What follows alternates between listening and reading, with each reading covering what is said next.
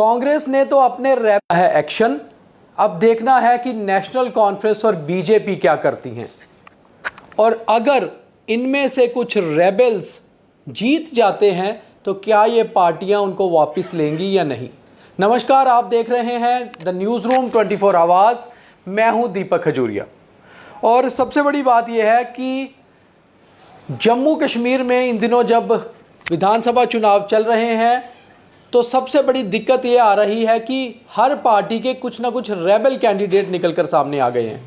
मगर कांग्रेस ने सबसे पहले कदम उठाया है अपने रेबल्स के खिलाफ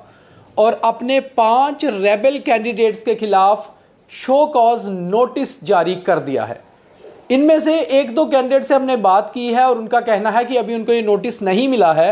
और पार्टी के जो प्रवक्ता हैं कांग्रेस के या पार्टी के बड़े नेता हैं वो भी अभी इस पे दबी जुबान में ही बात कर रहे हैं, मगर ये कंफर्मेशन हमें आ गई है कि कांग्रेस पार्टी ने 5 रेबल कैंडिडेट्स के खिलाफ एक्शन कर दिया है, शो कॉज नोटिस इशू कर दिया है और ये कांग्रेस हाई कमांड के कहने पे किया गया है। कांग्रेस हाई कमांड ने दिल्ली से इस मामले में बहुत एतराज़ जताया था कि आखिर कांग्रेस के कहने के बावजूद भी कुछ कैंडिडेट्स ने क्यों इंडिपेंडेंट तौर पे अपना नॉमिनेशन फाइल कर दिया। जब पार्टी ने उन्हें मैंडेट नहीं दिया तो क्यों वो इंडिपेंडेंट फाइट करने कॉन्स्टिट्यूंसीज में उतर आए। और इनमें से सबसे पहले सबसे बड़ा जो एक्शन है वो कांग्रेस के farmer DCC district Congress president Ganderbal के खिलाफ हुआ है, जिनका नाम साहिल फारूक है और उन्होंने कांग्रेस के अलायंस पार्टनर नेशनल कॉन्फ्रेंस के मुखिया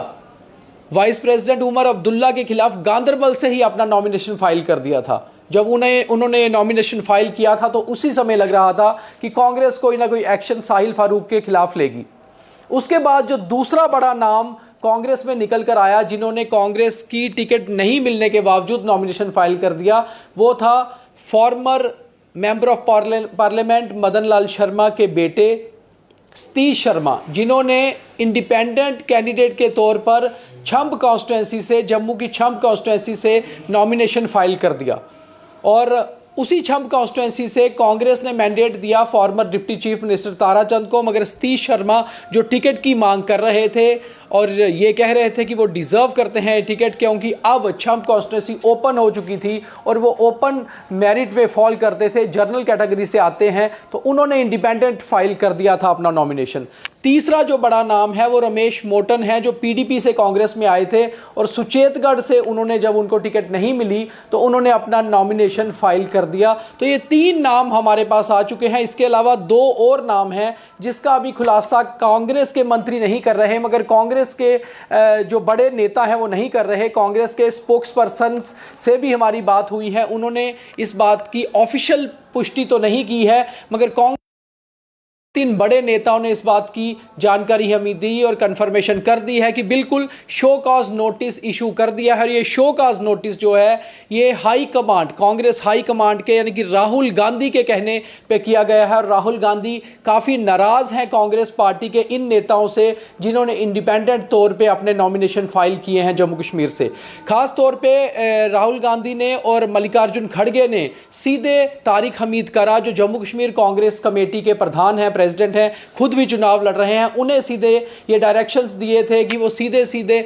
शो कॉज नोटिस इशू कर दें और इन्हें जवाब देने को कहें कि आखिर क्यों उन्होंने पार्टी के विरोध में जाकर, पार्टी के फैसले के विरोध में जाकर नॉमिनेशन फाइल किया और पार्टी इनके खिलाफ क्यों एक्शन ना ले। और हमें कांग्रेस के सोर्सेज ने ये बताया भी है कि अगर इनका जवाब सही नहीं लगता पार्टी को, क्योंकि जाहिर सी बात है जो रेबल है उसका जवाब पार्टी को सही नहीं लग सकता, तो पार्टी इनको पार्टी की मेंबरशिप से बर्खास्त भी कर सकती है, यानी कि पार्टी से बाहर भी निकाल सकती है। हम आपको बता दें कि इनमें से किसी को भी अभी तक कांग्रेस पार्टी ने पार्टी से बाहर नहीं निकाला है और ना ही इनमें से किसी ने पार्टी से इस्तीफ़ा दिया है। अभी किसी ने भी इस्तीफ़ा अपना पार्टी को नहीं सौंपा, ना ही मीडिया के सामने आकर ये कहा कि वो पार्टी से बाहर हो गए हैं, बल्कि उन्होंने ये कहा कि वो इंडिपेंडेंट तौर पे फॉर्म भर रहे हैं। क्या वो सतीश शर्मा हो, क्या रमेश मोटन हो, क्या साहिल फारूक हो गांदरबल से, उन्होंने यही कहा था कि वो इंडिपेंडेंट फॉर्म भर रहे हैं कॉन्स्टिट्यूंसी से अपनी अपनी। मगर कांग्रेस ने भी अभी इन्हें बर्खास्त नहीं की, इनकी मेंबरशिप इन्हें बाहर नहीं निकाला पार्टी से, और इन लोगों ने खुद भी अभी पार्टी से इस्तीफा नहीं दिया। मगर जिस तरह का कदम आज कांग्रेस पार्टी ने उठाया है, एक बड़ा स्टेप है, और कांग्रेस ने 5 कैंडिडेट्स को जो कि रेबल हो गए थे, बागी हो गए थे और इंडिपेंडेंट तौर पर फॉर्म भर दिए उन्होंने, उनको पार्टी ने शो कॉज नोटिस इशू किया है, और ये नोटिस के बाद उनको जवाब देना है तो वो एंटी पार्टी एक्टिविटीज़ में शामिल हुए। यानी कि पार्टी ने इसको एंटी पार्टी एक्टिविटी करार दिया है। कहा कि जो पार्टी के विरोध में जाकर खड़े हुए, इंडिपेंडेंट फॉर्म भरा, चाहे अपने कांग्रेस कैंडिडेट के ही विरोध में, चाहे अपने अलायंस पार्टनर नेशनल कॉन्फ्रेंस के विरोध में। और जो 2 बड़े नाम हैं उसमें साहिल फारूक, जिन्होंने former chief minister Farooq Abdullah के खिलाफ फॉर्म भर दिया, और दूसरे सतीश शर्मा, जिन्होंने farmer deputy chief minister Tarachand के खिलाफ इंडिपेंडेंट फॉर्म भर दिया अपनी ही कॉन्स्टिट्यूंसी छंब से। तो पार्टी ने शो काज नोटिस इशू कर दिया है इन कैंडिडेट्स के खिलाफ, कुल 5 लोगों के खिलाफ, 5 कैंडिडेट्स के खिलाफ किया है, जो हमारे पास जानकारी है। और हमें कांग्रेस के किसी बड़े नेता ने दिल्ली से ये जानकारी दी है कि ऐसा कंफर्म हो गया है। वहीं दूसरी ओर अब चलते हैं बीजेपी और नेशनल कॉन्फ्रेंस की तरफ। तो नेशनल कॉन्फ्रेंस जो इस बात से बहुत गुस्से में है कि कांग्रेस के कुछ कैंडिडेट्स ने, खास तौर पे कांग्रेस के एक कैंडिडेट ने उनके चीफ मिनिस्टर कैंडिडेट या फिर ये कहें वाइस प्रेसिडेंट उमर अब्दुल्ला के खिलाफ भी जो है अपना नॉमिनेशन भरा है। मगर दूसरी ओर क्या नेशनल कॉन्फ्रेंस भी अपने उन कैंडिडेट्स पर एक्शन लेगी जिन्होंने इंडिपेंडेंट फॉर्म भर दिए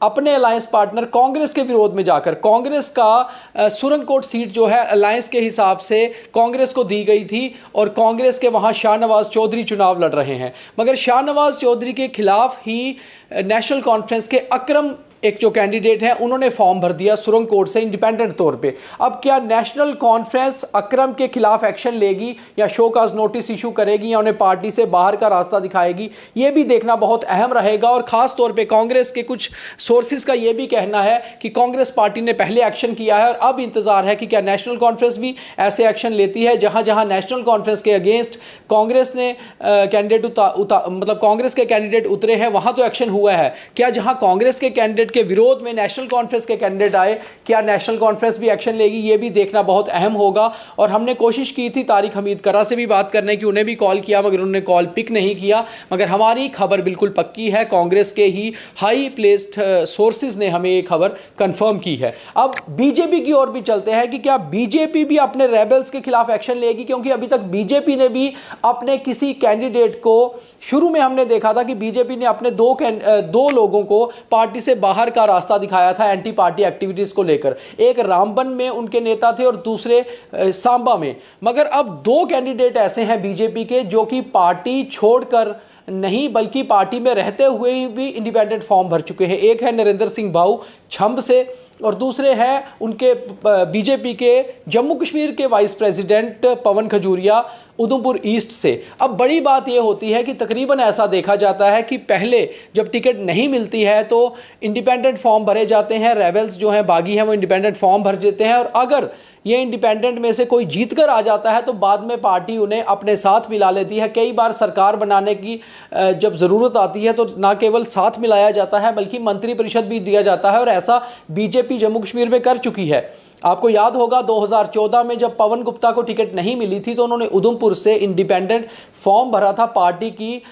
जो है विल के अगेंस्ट इंडिपेंडेंट फॉर्म भरा। उसके बाद वो जीते भी, और जीतने के बाद बीजेपी पीडीपी कोalition जो गवर्नमेंट बनी वहाँ पवन गुप्ता सरकार में भी आए। ना केवल सरकार को सहयोग दिया बल्कि एमओएस का स्टेटस भी लिया, यानी कि मंत्री भी बने, और एमओएस फाइनेंस उन्हें बनाया गया था 2014 में पीडीपी बीजेपी गवर्नमेंट में। तो ये जो चीज़ें होती हैं, इस तरह से जो कैंडिडेट रहते हैं जो जीत कर आ जाते हैं रेबल्स, उनको फिर बाद में अपने साथ मिला लिया जाता है। मगर जिस तरह से कांग्रेस ने नोटिस इशू किया है, तो क्या कांग्रेस अगर साहिल फारूक या रमेश मोटन या सतीश शर्मा जीत के आते हैं तो क्या कांग्रेस उनको सरकार बनाने की स्थिति में साथ जोड़ेगी, या फिर पार्टी से पहले ही बाहर कर देगी और उसके बाद वो नहीं जोड़ेगी? या फिर ये कैंडिडेट की भी मंशा पर है कि क्या वो जीतने के बाद अपनी फॉर्मर जो उनकी पार्टी रहती है एक्स पार्टी, क्या वो उसके साथ जुड़ेंगे, या फिर सरकार बनने की स्थिति में वो पार्टी के साथ आएंगे और फिर मंत्रिपरिषद की भी मांग करेंगे? तो ये देखना बहुत अहम होता है। पॉलिटिक्स में ये सारी चीज़ें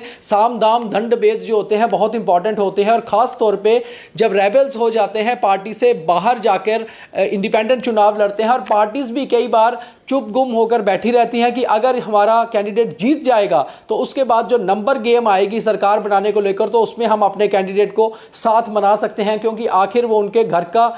वो कहते हैं सुबह का रूठा हुआ शाम को घर आ जाए तो रूठा नहीं कहते। तो पार्टीज इस तरह लेती हैं कि ये हमारे रूठे हुए कैंडिडेट थे, अब वो जीत गए तो हम उन्हें वापस पार्टी में ले लेंगे, और वो कैंडिडेट भी खुशी खुशी आ जाते हैं, क्योंकि तब वो अपनी कंडीशंस पर सरकार का हिस्सा या सरकार बनाने की स्थिति में अपनी पार्टी को सहयोग भी करते हैं और फिर वहां से अच्छी जो पोजीशन है वो भी हासिल करते हैं। तो इस तरह जम्मू कश्मीर में अभी जो चुनाव चल रहा है, हर पार्टी के रेबल्स निकलकर सामने आए, मगर सबसे पहले कांग्रेस ने ही एक्शन लिया उन कैंडिडेट्स पर जिन्होंने पार्टी की विल के अगेंस्ट जाकर फॉर्म भरा है। अब देखना यह है कि क्या बीजेपी और नेशनल कॉन्फ्रेंस भी अपने वो कैंडिडेट जिन्होंने पार्टी की विल नहीं मानी, जब जिसको मैंडेट नहीं मिला, उसके अगेंस्ट जाकर इंडिपेंडेंट फॉर्म भरा, और क्या अब एक्शन जो है वो बीजेपी और नेशनल कॉन्फ्रेंस भी शो का नोटिस इशू करती हैं या फिर कांग्रेस का ही ये नोटिस रहता है। और उसके बाद ये भी देखना होगा कि क्या कांग्रेस अगर नोटिस का जवाब नहीं मिलता तो क्या इन्हें बाहर का रास्ता दिखाती है या फिर ये लोग खुद ही इस्तीफा देते हैं पार्टी से।